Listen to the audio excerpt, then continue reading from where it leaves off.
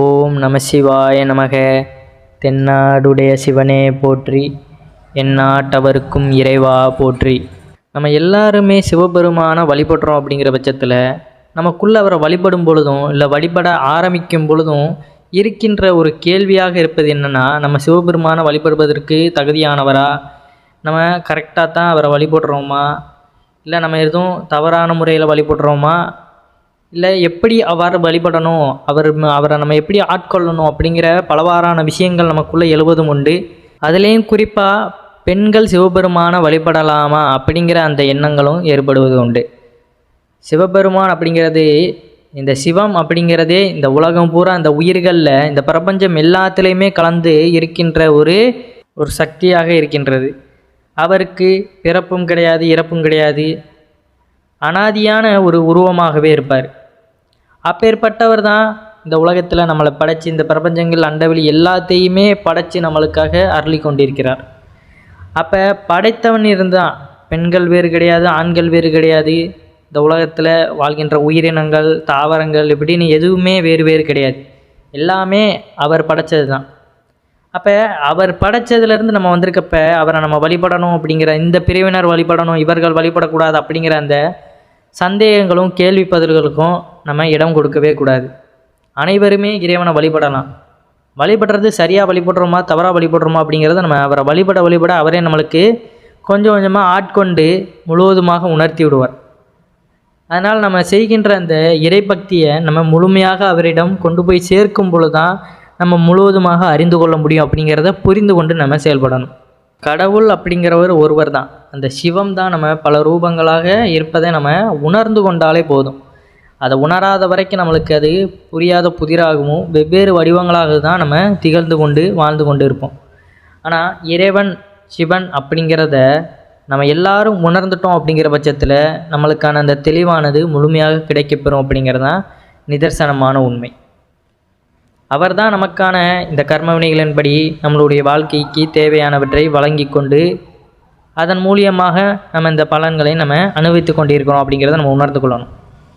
அதனால் பெண்கள் சிவனை வழிபடலாமா அப்படிங்கிற அந்த கூற்றுக்கு இடம் கொடுக்க நம்ம கூடாது. வழிபடலாமா அப்படிங்கிற அந்த கேள்வியெல்லாம் நம்ம எழுப்ப தேவையில்லை. அவர் நினைக்க ஆரம்பித்தோம், அவருடைய மந்திரத்தை கூற ஆரம்பித்து விட்டோம், அவரை சரணாகதி ஆகிவிட்டோம் அப்படிங்கிற பட்சத்தில் நம்ம முழுவதுமாக அவரே நம்ம ஆட்கொண்டு விட்டோம் அப்படிங்கிறத உணர்ந்து செயல்படணும். அதுபோல் ருத்ராட்சம் அணியிறோம் அப்படிங்கிறது இவர்கள் மட்டும்தான் அணியணும், இவர்கள் அணியக்கூடாது அப்படிங்கிற அந்த எண்ணத்திற்கெல்லாம் நம்ம வர வேண்டாம். சில பேர் தீட்டு நாட்களில் இறைவனை வழிபடலாமா இல்லை ருத்ராட்சம் தரிக்கலாமா அப்படிங்கிற இந்த இயற்கையான நிகழ்வுகளுக்கு கூட சந்தேகங்கள் எழுப்பது உண்டு. ருத்ராட்சம் அனைவருமே கண்டிப்பாக அணியக்கூடிய ஒன்று. ருத்ராட்சமும் திருநீரும் நம்ம எப்பொழுதுமே நம்ம உடலில் பூசிக்கொள்ளும் பொழுது அணிந்து கொள்ளும் பொழுதும் நமக்கு எப்பொழுதுமே சிவபெருமானுடைய அந்த சிவ சிந்தனையை நமக்குள்ளே முழுமையாக ஏற்படுத்தி கொண்டு அவரை பற்றின அந்த நினைப்பிலே நம்ம இருப்பதற்கான ஒரு சிந்தனைகளாக இருக்கும் அப்படிங்கிறத நம்ம உணர்ந்து கொள்ளணும். அதை தவிர்த்து நம்ம இதை அணியலாமா அதை அணியலாமா நம்ம யோசித்து கொண்டே இருந்தோம் என்றால் அந்த செயல்களில் நமக்கு முழு ஈடுபாடு இருக்காது. நம்ம யோசிக்கிறோம், அந்த நேரத்தில் அதை செயல்படுத்துவதற்கான நம்ம வழிகளை மேற்கொண்டால் அதற்கு ஒரு தெளிவானது கிடைக்கும். இல்லை நல்ல ஒரு தெரிந்த குருமார்களிடமோ அடியார்களிடமோ நம்ம போய் அதன் வழியில் பின்பற்றி நம்ம இறைவனை வழிபட அவர்களுடைய உபதேசங்களுக்கு அடிபட்டு நம்ம அவர்களுடைய சொல்பேட்டு நம்ம அந்த வழிபாடு முறைகளில் நம்ம மேற்கொள்ளும் பொழுது அதன் மூலியமாக நமக்கு ஒரு தெளிவு கிடைக்கும். பொதுவாக பார்த்திங்கன்னா நம்ம சிவபெருமானை வழிபடுறோம், அவரை நினைக்கும் பொழுதே தன்னை அறியாமல் கூட கண்ணீரானது நமக்கு நிறைய நேரங்களில் வெளிப்படும். ஏன்னா மனிதனானப்பட்டவனுக்கு அழுக வருது அப்படின்னு பார்த்திங்கன்னா ஒரு துக்கத்தில் இருந்தாலும் சரி, இல்லை அவனுக்கு பிரியமானவர்கள் அவர்களை விட்டு பிரிந்து விட்டாலும், இல்லை அவங்க நினைத்தது நடக்காவிட்டாலும், இப்படி பலவாறான விஷயங்களில் அந்த கண்ணீரானது சோகத்தின் மூலமாக வெளிப்படும். ஆனால் இறைவனை வழிபடும் பொழுது அவரை பற்றின அந்த சிந்தையில் நம்ம இருக்கும் பொழுது அவரிடம் அந்த அன்பு அளவுக்கு அதிகமாக நம்ம செலுத்தும் பொழுது எதற்காக கண்ணீர் வருது? அப்போ அந்த இடத்துல நம்மளுடைய இறைத்தன்மை அப்படிங்கிறது அவர் மீது அந்த அன்பானதும் காதலானதும் அவ்வளோ அதிகமாக இருக்குது அப்படிங்கிறத நம்ம உணர்ந்து கொள்கிறோம். அப்போ இந்த உலகத்தில் நமக்கு இந்த மனிதர்களை விட நம்மை படைத்த இறைவன் அவர் தான் நமக்கு எல்லாம், அவரை தவிர இந்த உலகத்தில் எதுவுமே நமக்கு நிரந்தரம் கிடையாது அப்படிங்கிறத நம்ம உணர்ந்து அவரிடமே நம்ம இந்த வாழ்க்கையானது அர்ப்பணிக்கும் பொழுது இவ்வாறான விஷயங்கள் நமக்கு ஏற்படுகின்றது. இது உண்மையான அந்த அன்பின் வெளிப்பாடாக நம்ம இருக்கின்றது அப்படிங்கிறத நம்ம இந்த இடத்துல உணர்ந்து கொள்ளலாம். அதனால் அனைவருமே நம்ம சிவபெருமானை வழிபடுவது தான் சிறந்தது. அவர் தான் இந்த உலகத்திலிருந்து நம்மளுடைய இந்த பற்று ஆசைகள் எல்லாத்தையுமே நம்மளிடமிருந்து நீக்கி நம்மளுக்கான நிம்மதியான வாழ்க்கையை கொடுப்பது அவரால் மட்டும்தான் முடியும் அப்படிங்கிறத நம்ம உணர்ந்து கொள்ளணும். ஏன்னா நம்ம மற்ற அவர் உருவத்தில் இருக்கிற எந்த ஒரு தெய்வங்களை நம்ம வழிபட்டாலும் நம்மளுடைய ஆசைகளுக்கு இணங்கி தான் நம்ம வழிபாடுகள் மேற்கொள்வோம். அந்த ஆசைகள் என்னென்ன இருக்கும்? நம்மளுடைய விருப்பங்கள் எல்லாத்தையும் நிறைவேற்றுவது, வேறு நம்ம வாழ்க்கையில் ஏதாவது மேன்மை அடையணும், வெற்றி அடையணும் அப்படிங்கிறதுக்காக. ஆனால் சிவபெருமானை வழிபடுறோம் அப்படிங்கிற பட்சத்தில் இது எல்லாத்தையுமே அவரால் அருள முடியும். ஆனால் அவர் நமக்கான உணர வைப்பது என்னன்னு பார்த்தீங்கன்னா, இது எதுவுமே நிரந்தரம் கிடையாது, இது எல்லாமே ஒரு மாயை தான், ஒரு நாடகம் மாதிரி, அந்த நாடகத்தில் நீயும் நடித்து கொண்டு இருக்கிற அப்படிங்கிறத அவர் நம்மளுக்கு புரிய வைக்கும் மூலியமாக தான் இந்த ஆன்மாவுக்கு, இந்த உடலினுக்குள் இருக்கின்ற இயக்கி கொண்டிருக்கின்ற இந்த ஆன்மாவிற்கு ஒரு உடலை அனுப்பி இந்த உலகத்தில் போய் நீ இதெல்லாம் தெரிஞ்சுக்கிட்டு வா அப்படிங்கிறத நமக்கு உணர்த்திருக்கிறார் அப்படிங்கிறத நம்ம உணர்ந்து கொள்ளணும். ஏன்னா இப்போ பார்த்தீங்கன்னா பூமி அப்படிங்கிறது மட்டும்தான் நமக்கு தெரியும். பூமியில் வாழ்கின்ற மக்கள், பூமியில் இருக்கின்ற இந்த பொருட்கள், இப்படின்னு பலவாறான விஷயங்கள் இருக்கிறது அப்படிங்கிறத நம்ம அறிந்து கொள்கிறோம். இது எல்லாமே இங்கே இருக்கிற வரைக்கும் நமக்கு தெரியும். ஆனால் இதையும் தாண்டி இந்த பூமி போலவே இப்போ சூரியன், சந்திரன் இப்படின்னு நிறைய சொல்கிறாங்க, நம்மளும் கண் முன்னாடி பார்க்குறோம். அப்போ இத்தனை கிரகங்கள் இருக்குங்கிறது இந்த பூமியிலேருந்தே நம்ம பார்க்கும்பொழுது இதை தாண்டி எவ்வளவு விஷயங்கள் இருக்கிறது அப்படிங்கிறத நம்ம அந்த பிரபஞ்சத்தின் தலைவனாக இருக்கின்ற இறைவனை நம்ம வழிபடும் பொழுது அவர் நமக்கு முழுவதுமாக உணர்த்தி விடுகின்றார். எந்த ஒரு குழப்பமும் நமக்கு கிடையாது. அதாவது மற்றவர்கள் சொல்வார்கள், இவர்கள் தான் இறைவனை வழிபடணும், இது எங்களோட இறைவன், அவர்களுடைய இறைவன், அப்படி இப்படின்னு நிறையவாறான விஷயங்கள் இந்த பூமியில் எழுப்புவது உண்டு. நாம் உணர்ந்துட்டா போதும், இறைவன் அப்படிங்கிறவர் சிவன் தான். அந்த சிவத்தை நம்ம உணர்றோம் அப்படிங்கிற பட்சத்தில் நமக்கு எல்லாத்தையுமே அவர் புரிய வைத்து விடுவார். அதனால் மற்ற விஷயங்கள், தவறான விஷயங்களை நம்ம காதில் போட்டுக்கொண்டு குழம்பி கொண்டு இருப்பதனால நமக்கு அந்த இடத்துல என்ன ஆகிறது? சிந்தையானது மதிகலந்து விடுகிறது. அப்போ இது உண்மையா அது உண்மையா அப்படிங்கிற அந்த எண்ணத்தில் நம்ம இந்த உலகத்தில் பயணித்து கொண்டு இருக்கும் பொழுது நாட்களானது கடந்து போய்கொண்டே இருக்கும். அப்போ நம்ம சிந்தனையிலே போய்கொண்டு இருக்கும் பொழுது நம்மளுடைய வாழ்க்கையில், இப்போ வாழ்கின்ற இந்த வாழ்க்கையில் நம்ம எதையுமே உணராமல் அடுத்து மடிந்து போய் விடுகின்றோம். அப்போ திரும்ப ஒரு பிறவி எடுத்து இதே போல் தான் நாம் வாழ்கின்ற இந்த வாழ்க்கையில் என்ன ஒரு கர்ம வினையை நம்ம சேர்த்து வைத்திருக்கிறோமோ அதை கழிப்பதற்காக இறைவன் நமக்கு திரும்ப ஒரு மறுபிறப்பானதை கொடுத்துருப்பார். அப்புறம் உணர்ந்துட்டோம் அப்படிங்கிற பட்சத்தில் அந்த பிறவியானது முறைதரமாக அந்த பிறவி பிணியிலிருந்து முழுவதுமாக நம்மளை நீக்கி அவரோடையே நம்மளை வைத்து கொள்கிறார் அப்படிங்கிறதான் நிதர்சனமான உண்மை. அதற்காக நம்ம சிவபெருமானை வழிபடுறோம் அப்படின்னு நம்ம சொல்லிக்கொண்டும் இருக்கக்கூடாது. அந்த பெருமையிலே நம்ம எந்த ஒரு செயல்களையும் ஈடுபடக்கூடாது. சிவபெருமானை வழிபடுறோம்னா அமைதியான முறையில் அவர் வழிபட்டு அந்த நேர்மையின் ஒழுக்கத்தையும் நம்ம கடைபிடித்து வந்தாலே போதும். அதுபோல் பார்த்திங்கன்னா இப்போ சிவபெருமானை வழிபடுறோம், மற்றவர்கள் வழிபடலை அப்படிங்கிற பட்சத்தில் அவர்கள் இந்த மாதிரியான கேள்விகள் எழுப்புவதும் உண்டு.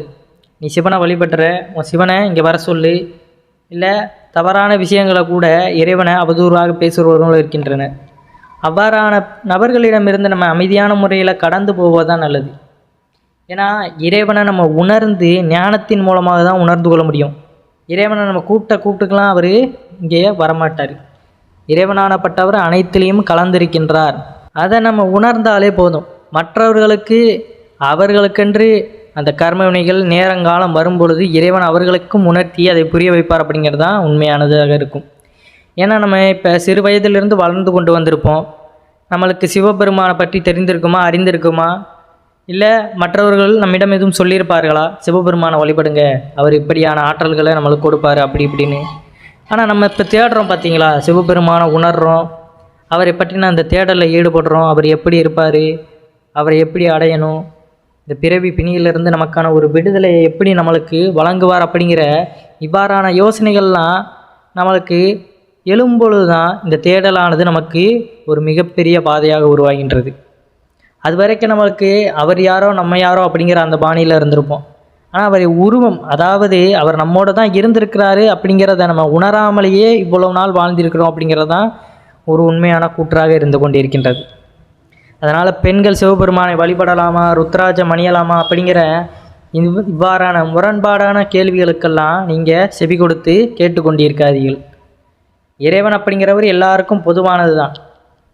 இந்த சிவத்தை எல்லாருமே வழிபடலாம், ருத்ராஜம் எல்லாருமே தரிக்கலாம், திருநீர் பூசலாம் அப்படிங்கிறது எல்லாமே நிதர்சனமானது தான். இயற்கையாக நடக்கின்ற அந்த நிகழ்வுகளை நினைத்து கொண்டு நம்ம மற்ற மனிதர்கள் சொல்வதை கேட்டுக்கொண்டு நம்ம வாழ தேவை கிடையாது. ஏன்னா நம்மளுக்கென்ற ஒரு புரிதலோடு நம்ம வாழ்ந்தாலே போதும்.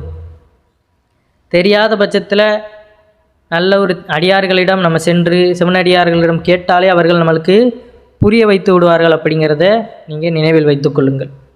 அனைவருமே ருத்ராஜம் அணிந்து சிவபெருமானை வழிபடுவதற்கு ஏற்றதாக தான் இருக்கும்.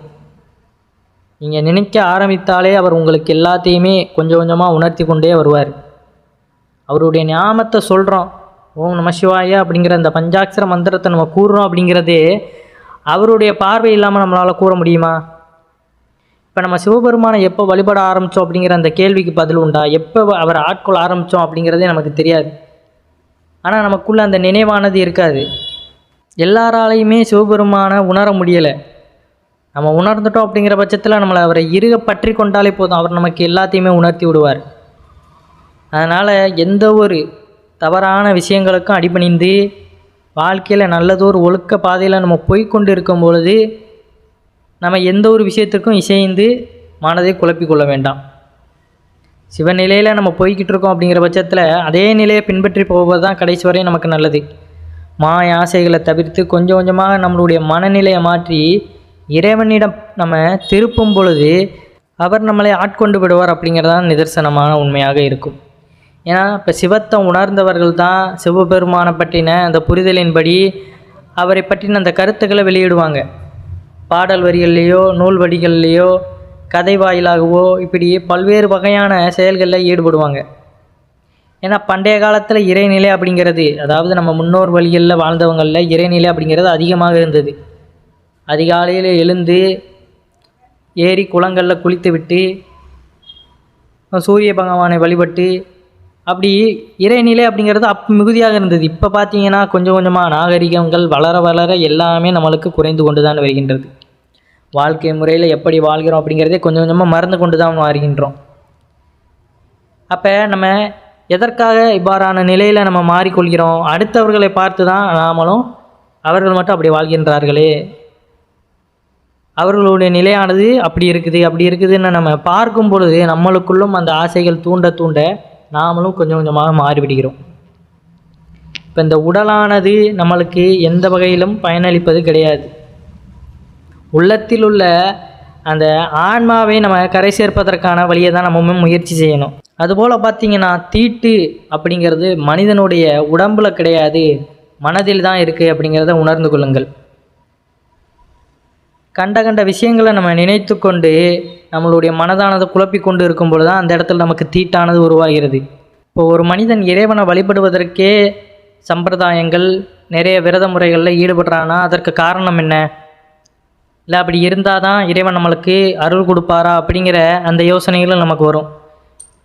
இப்போ விரதம் இருக்காமலே இறைவனை வழிபட சொல்கிறீங்க, விரதமே இருக்க வேண்டாம் ஆனால் சிவபெருமானை எப்படி நினைக்கணும் அப்படிங்கிற அந்த எண்ணமானது நமக்கு தோன்றும். இப்போ விரதம் இருக்கிறோம், விரதம் அப்படிங்கிறது ஒரு குறிப்பிட்ட நாளில் இருக்கிறோம். அந்த குறிப்பிட்ட நாள் வரைக்கும் நம்ம என்ன பண்ணுவோம்? இறைவனே கதியென வாழ்வோம். அது ஒரு மாதமோ இல்லை ஒரு வாரமோ எப்படி இருக்கிறோமோ அந்த ஒரு வாரம் கூட நம்ம முழுவதுமாக இறையருள் அப்படிங்கிறத முழுவதுமாக நினைத்து கொண்டு இருப்போம். அப்போ அதற்காக என்ன பண்ணுவோம்? நம்ம புலால் உண்ண மாட்டோம், உடம்பு சுத்தமாக வச்சுக்கிடுவோம், எந்த ஒரு கெட்ட பழக்கத்திற்கும் ஈடுபட மாட்டோம். இவ்வாறான விஷயங்களை செய்து கொண்டு காலையும் மாலையும் இறைவனை தவறாமல் வழிபடுவோம். அப்போ இந்த விரதம் அப்படிங்கிறது ஒரு வாரம் முடிந்ததுக்கப்புறம் என்ன ஆகுது? சகஜமான வாழ்க்கையில் போயிடுது. ஆனால் சிவபெருமானை வழிபடுறோம் அப்படிங்கிற பட்சத்தில் நம்மளுடைய வாழ்நாள் முழுவதையும் அவருக்காக அர்ப்பணிக்கிறோம் என்றால் இந்த விரத முறைகள் எதுவுமே நமக்கு தேவை கிடையாது. ஏன்னா முழுவதுமே அவரை பற்றின அந்த சிந்தையில் இருக்கும் பொழுது நம்மளுக்கு என்ன இந்த குறிப்பிட்ட நாட்களில் மட்டும் அவரை வழிபடணும், மித்த நாட்களில் நம்மளுடைய பழைய வாழ்க்கையில் போகணும் அப்படிங்கிறது கிடையாது. அப்போ அந்த ஒரு வாரம் நம்ம இருக்கின்ற அந்த பலனானது நமக்கு தெரியும். ஒரு வாரம் நம்ம மாலை போட்டு கோயில்களுக்கு போகிறோம் அப்படிங்கிற பட்சத்தில் அப்போ இறைவனை நினைத்து நம்ம இருக்கும் பொழுது இறைவன் நமக்காக அந்த விரத நாட்களில் நம்ம அவரை பற்றின அந்த சிந்தையில் இருந்து அந்த விரதத்தை நிவர்த்தி செய்ததுக்கப்புறம் நாம் வேண்டுதல் கேட்ப அவர் நம்மளை அந்த வேண்டுதலை நிறைவேற்றி வைப்பார். அப்போ அந்த கொஞ்ச நாட்கள் அந்த விரத முறையை மேற்கொள்வதற்கும் வாழ்நாள் முழுவதுமே இறைநிலையில் நம்ம இருப்பதற்கும் நிறைய வித்தியாசம் இருக்குது. இப்போ அந்த கொஞ்ச நாள் இருக்கும்பொழுதே நம்மளுடைய ஒரு குறிப்பிட்ட ஆசையவே நிறைவேற்றி வைக்காருன்னா நம்ம வாழ்நாள் முழுவதும் இருக்கிறோம் அப்படிங்கிற பட்சத்தில் நம்மளுக்கு என்ன ஆகிறது, இந்த உலகத்திலிருந்து முழுவதுமாக நமக்கு இந்த ஆன்மாவிற்கு ஒரு பிறவிலிருந்து, அதாவது மறுபிறவி அப்படிங்கிறத இல்லாமல் செய்து இறைவன் அப்படிங்கிற அவரோட இடத்திலே நமக்கான ஒரு அடைக்கலம் கொடுக்கிறார் அப்படிங்கிறதான் உண்மையாக இருக்கின்றது. ஏன்னா அந்த இடத்துல நம்ம கொஞ்ச நாள் விரதம் மேற்கொண்டாலும் அதுக்கப்புறம் திரும்ப நம்மளுடைய பழைய வாழ்க்கைக்கு தான் போகிறோம். அப்போ வாழ்நாளையே நமக்கு நம்ம இறைவனுக்கு அர்ப்பணிக்கும் பொழுது நம்ம என்ன பண்ணுகின்றோம், முழுவதுமாக ஞானம் பெற்று அந்த ஜோதி வடிவமாகவே நம்மளும் மாறிவிடுகிறோம் அப்படிங்கிறதான் நிதர்சனமான உண்மையாக இருக்கின்றது. ஏன்னா வாழ்நாள் முழுவதுமே ஞான நிலை அடைவது அப்படிங்கிறது அரிதாக தான் இருக்கும். ஏன்னா நம்மளுடைய இந்த பற்று வாழ்க்கை அப்படிங்கிறது நமக்கு அந்த இடத்துல தடுத்து நிறுத்திவிடும். அதனால் உண்மையான இறைநிலை அப்படிங்கிறத நம்ம உணர்ந்து ஆன்மீகத்துக்குள்ளே நுழைந்து முழுவதுமாக அவரை பற்றின அந்த புரிதலை ஏற்படுத்தி கொள்வது தான் நமக்கான ஒரு சிறந்த வாழ்க்கையாக இருக்கும். இந்த ஒரு பிறவியானது நமக்கு போயிட்டாலும் பரவாயில்ல, அடுத்த ஒரு பிறவிலையாவது, இந்த பிறவிலேயே ஆரம்பித்தா தான் அடுத்த ஒரு பிறவிலையாவது நம்மளுக்கு அது ஒரு தொடக்கமாக இருக்கும் அப்படிங்கிறத நம்ம உணர்ந்து கொள்ளணும். ஏன்னா சிறிய தொடக்கம் தான் நம்மளுக்கு ஒரு முடிவை கடைசியில் கொண்டு வரோம் அப்படிங்கிறத நம்ம உணர்ந்து கொள்ளணும். தொடக்கத்தில் நம்மளுக்கு அது பலவிதமான சங்கடங்களையும் கஷ்டங்களையும் ஏற்படுத்தி அது நமக்கு ஒரு புரியாத புதிர் மாதிரி தான் இருக்கும். சில நேரங்களில் விட்டு விலகிடலாமா அப்படிங்கிறது கூட இருக்கும். ஆனால் வாழ்நாள் முழுவதும் நம்ம அதை சந்தோஷத்தோடு, இப்போ வாழ்கின்ற வாழ்க்கையை நம்ம எப்படி சந்தோஷமாக வாழ்கிறோம், சில நேரங்களில் மகிழ்ச்சியோடு வாழ்கிறோம், சில நேரங்களில் அந்த கஷ்டத்தின் காரணமாக வாழ்கிறோம். அப்போது வாழ்க்கையிலே இவ்வளவு இன்னல்களை நம்ம சந்தித்து கொண்டு வாழும் பொழுது நம்மை படைத்த இறைவனை அடைவதற்கான அந்த வழிகளை நம்ம அவ்வளோ பெரிய சவால்களை எதிர்கொள்வது நமக்கு அவ்வளோ பெரிது கிடையாது அப்படிங்கிறத உணர்ந்து செயல்பட்டாலே போதும். இந்த வாழ்க்கை பிணியிலிருந்து நம்ம முழுவதுமாக முதல்ல தப்பித்து விடணும் அப்படிங்கிற அந்த எண்ணத்தில் நம்ம இறைவனை வழிபட்டாலே போதும். அதற்கு முதல்ல நம்மளை தயார்படுத்தி கொள்ளணும். எந்த ஒரு பற்றும் நமக்கு வரக்கூடாது அப்படிங்கிறத உணர்ந்து கொள்ளுங்கள். ஆசைகளுக்கு இனிமேலும் இணங்கி எந்த பொருளை பார்த்தாலும் சரி, இந்த உலகத்தில் கவர்ச்சியாக இருக்கின்ற எதை நம்ம கண்டாலும் சரி, அதை பார்த்து மயங்கி விடக்கூடாது அப்படிங்கிறத முதல்ல நம்ம உணர்ந்து கொள்ளணும். இது ஆண் பெண் இருபாலருக்குமே பொருந்தும், அனைவருக்குமே இது பொருந்தும். ஏன்னா ஆன்மா தான், ஒரு ஆன்மா அப்படிங்கிறது பல்வேறு உடல்களில் பயணித்து கொண்டு தன்னுடைய கர்ம வினைகளை கழித்து கொண்டு வருகிறது அப்படிங்கிறத நம்ம உணர்ந்து கொள்ளணும். அதனால் ஆண்கள் தான், பெண்கள் தான் அப்படிலாம் கிடையாது, எல்லாம் ஒன்று தான், எல்லாம் அந்த சிவன் தான் அப்படிங்கிறத நம்ம உணர்ந்து கொண்டாலே போதும். ஓம் ருத்ராய நமக, ஓம் நம சிவாய நமக, சிவாய நமக. நன்றி, வணக்கம்.